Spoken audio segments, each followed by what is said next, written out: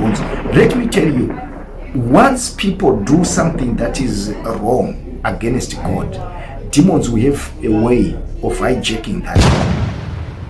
The devil has deception. Anonyengera. He turned many things that were right to be wrong. Tekatarisa even the Old Testament. Mwari vakatumira nyoka dzayo, and God said to Moses, vaka a brazen snake uise pamuti, munhu wese anenge achitarisa ipapo anopona.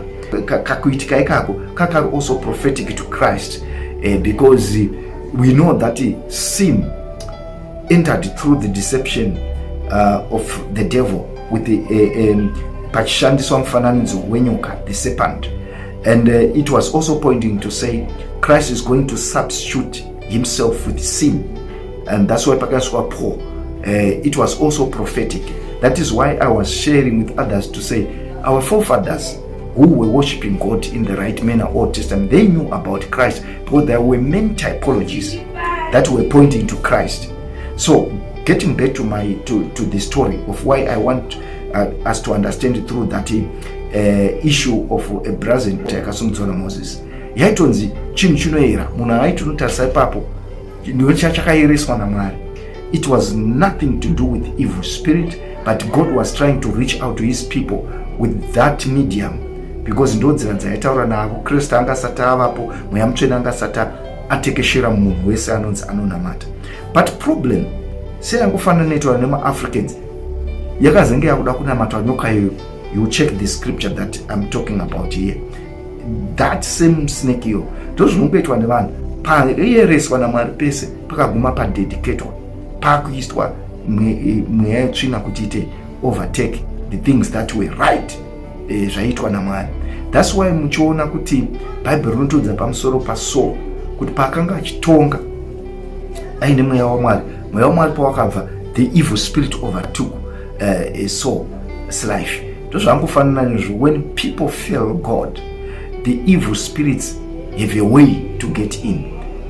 Ndosaka muchiona kuti dzimwe nzvimbo dzese dzinonzi dzinoera today hasisiri Mwari, dzakaita overtaken because people vakazonobuilda mashrine vakadedicata kumweya iyoyo yetsvina, but pekutanga he was God himself. So I'm showing you this so that we may understand that dzimwe tsika dzatinoti tsika dzedu, courted, chained, diverted in order to deceive. Panongori nomumiriri umwe chete pakati pevanhu naMwari, iye muJesu Kristu. Haisi mudzimu, havasi vanasekuru vedu vakafa and so forth. We are not saying vanasekuru vedu nemadziteteguru vedu akafa madhimoni. No, people misquote Christians. I don't know why they want to force zvinhu zvisiri izvo. These are our ancestors vakafa, but Bible ranamboti vanamata. Tinogona kuvarangarira vanhu vachiita nzira dzokuratidzawo hama dzavo ndo pakafira sekuru venyu apa ndo pavanga vari. Ndosaka vanhu vachisa matombstone vanonzwisisa kuchengetedza nzvimbo, not to worship. Because you see, tikatarisa mushoko raMwari, Joseph akataura navaIsrael kuti kana makuenda, please takurai mabhonzo angu aya, musamasiya. And vana vaIsrael vakamatakura never one day patakanzwa kuti vakamanamata. But in Africa, ndozvo zvakunamata vanonamata mabhonzo. Let me tell you, once people do something that is wrong against God, demons will have a way of hijacking that. Ndosaka muchiona kuti dzimwe nzvimbo dziya dzinonzi dzakafira hama dzedu, kana mass grave and so forth, these are the people vakatofa zvishua.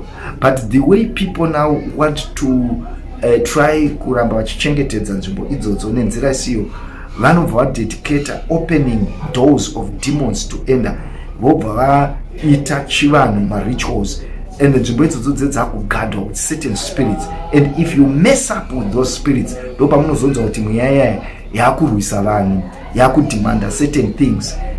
God is not that ruthless. God is not that evil.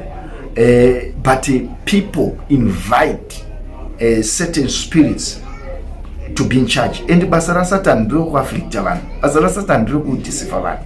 So if people do the right thing, hapana chakambochata kuchengetedzwa kwehama dzinenge dzafa dziri kure. Chero vanhu vakadaita rebel, vaIsrael vakatorawo mabhonzo ehama yavo vakafamba nayo, but never havana kumboita worship. havana mbonamata, havana mboita marituals, hazvina mbomesheno, and God was against that. But Africa needs to understand that some of the things that we give ourselves to, these are the things that afflict us. Saka kune vaya vanoda kusumudza vachiti chivanhu chedu toda kuva namata Mwari nechiAfrican chedu. They are wrong, because God had sent the way of worship.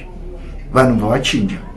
Saka ndakuudzai nyaya yechisi, ndakuudzai mamwe examples ekuyera kwaita nzvimbo. Ndo mamwe nzvimbo dzatonzwa dzayera dzaitenge dzichiyerawo zveshuwa nokuda kwaMwari kwakutanga chaipo, when God was speaking to people.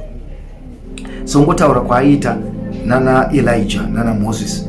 Elijah akanzi enda kugomo, papatanga kuita ma-earthquake, mhepo and so forth. Ndo zvimwe zvatainzwa kuti zvaitika kunana matopos, is the way God was trying to move to speak to his people. But Elijah anamboyeresa gomo yo, inzwi raMwari rakanzikwa. Today ndo zvinhu zvakushandurwa. Saka when God sees kuti vanhu vachanzwisi purpose yangu nezvadai zviitira, the evil spirits takes over. There are many areas which are no longer guarded by God. Dzakugadwa nemweya yetsvina. That's why vanhu kozvinezvi vakuramba vachifana kunge vachiita marituals in order to appease those spirits. Haasisiri Mwari. Saka vanhu vanobva vaona sounge chivanhu chavo chine simba chairo guru, but vasingachazivi kuti chivanhu chavo chaopena these things to demonic spirits. So I just thought I have to educate us. God is going to visit the nation of Zimbabwe. God is calling his people and nations to himself, but there's a certain knowledge that we need to discard, because yakatsindirwa nemadzibaba edu wrongly. Vamwe vakanga vakunamata Mwari nemutsini, and there are people vari kusumudzwa to try to enforce that. But we are here to declare the name of the Lord in the right way, so that nations will be saved. We follow God, not zvokufungidzira kana kuti tiri kuteera a culture of whites. No, hauna information. If you don't have information, then you can say that I'm not following God from an angle of ignorance or pursuing Christian religion, but I understood this God. In the Bible, it was followed with the people who reside here in Zimbabwe long back before whites came. So the fact that many things were distorted does not mean Chivanhu chine simba. Chivanhu ndechivanhu, ndosa vamuti chivanhu, but Mwari vane tsika yavo nenzira dzavo. Kune tsika dzimwe dzakanaka dzatogona kuita dzekunamata Mwari, even tikada kushandisa ma-instruments edu, ma-African instruments oshongoma zvakanaka tisingaridziri midzimu nemashavi, hapana chakamboipa ipapo. But when people try to politicize kunamata Mwari, attaching nenyaya dzekuti it's a white man's religion, even vanonzi vakafunda vacho, I realized that havana knowledge, because havana kuita search the true information that can set Africa free, even Zimbabwe, to understand that God is the God of all nations, not of Israel only, not of whites, not of Africa, all nations. But he only used Israel as an entry point to reach out to many nations. Ndobva vaita stipulate manamatiro anofana kunamatwa. Saka people of Zimbabwe, Africa, let us go back to God. Let us repent, and we see prosperity. God bless you.